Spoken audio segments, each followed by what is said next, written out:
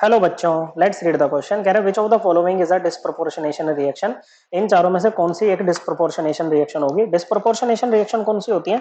ये वो रिएक्शन होती है बच्चों जिसमें एक ही एलिमेंट का आपको साइमल्टेनियस ऑक्सीडेशन एंड रिडक्शन देखने को मिलेगा बच्चों। ऐसी रिएक्शंस को हम डिस्प्रोपोर्शनेशन रिएक्शन कहते हैं।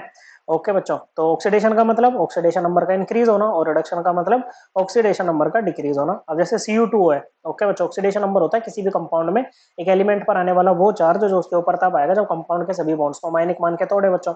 ओके, सो Cu2O है बच्चों। ओके, तो ये ऑक्सीजन यहाँ पर O2 माइनस के फॉर्म में होगा, तो दो Cu प्लस होंगे बच्चों। तो यहाँ पर ये +1 है बच्चों, हाइड्रोजन पे भी +1 है। कॉपर ओके अपनी अनकम्बाइंड फॉर्म में है तो ऑक्सीडेशन नंबर 0 बच्चों, Cu2 प्लस का +2 रहेगा बच्चों। और H2 में ऑक्सीजन -2 होता है, हाइड्रोजन +1।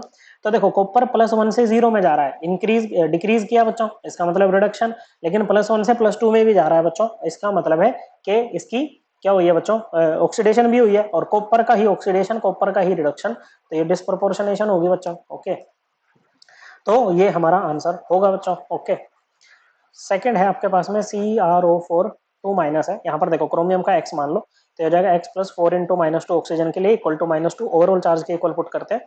तो X की वैल्यू क्या आ जाएगी बच्चों, X की वैल्यू +6 आ गई बच्चों। ओके बच्चों, और Cr2O7 2 माइनस में इसका y मान लो बच्चों, तो ये हो जाएगा 2y + 7 × -2 इक्वल टू -2 बच्चों। ओके बच्चों, तो y की वैल्यू यहाँ पर भी आपकी +6 ही आ रही है बच्चों। ओके, कोई चेंज नहीं हुआ है बच्चों। ओके, हाइड्रोजन यहाँ पर भी +1 है, यहाँ पर भी +1 है। ओके बच्चों, तो यहाँ पर तो ना ऑक्सीडेशन हो रहा है ना रिडक्शन हो रहा है बच्चों, तो ये हमारा आंसर नहीं है बच्चों।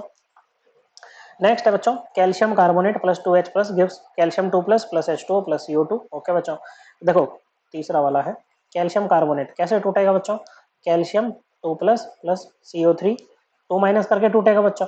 तो कैल्शियम यहाँ भी +2 है और यहाँ भी +2 है, हाइड्रोजन यहाँ भी +1 है और यहाँ भी +1 है, ऑक्सीजन यहाँ भी -2 है बच्चों और यहाँ भी -2 ही है और यहाँ भी -2 है। अब आप क्या करो, CO3 2 माइनस में इसका Z मान लो कार्बन का, ये हो जाएगा Z + 3 × -2 equal to -2। Okay, Z की वैल्यू +4 बच्चों। ओके, CO2 में A मान लो कार्बन का ऑक्सीडेशन नंबर, ये हो जाएगा A + 2 × -2 इक्वल टू 0। तो A की वैल्यू +4, ना कार्बन का चेंज हो रहा बच्चों, ना ऑक्सीडेशन हो रही ना रिडक्शन हो रही बच्चों, काटो इसको। ओके बच्चों, अभी देखो आपने निकाला Cr2O7 2 माइनस में कितना होता है बच्चों, ये +6, OH माइनस में ऑक्सीजन -2, हाइड्रोजन +1। CrO4 2 माइनस में अभी आपने देखा था बच्चों कि क्रोमियम का कितना है, क्रोमियम का है +6, ऑक्सीजन -2। ओके, यहाँ पर भी ऑक्सीजन -2, हाइड्रोजन +1, ऑक्सीजन -2, किसी का भी ऑक्सीडेशन नंबर चेंज नहीं हुआ बच्चों, ना ऑक्सीडेशन है ना रिडक्शन है, तो डिस्प्रोपोर्शनेशन की तो बात दूर है बच्चों।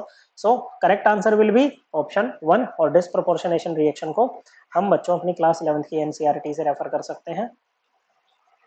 Chapter number 8 redox reaction, page number 264। Correct answer option 1। I hope आपको एकदम क्लियर हो गया होगा। थैंक यू बच्चों।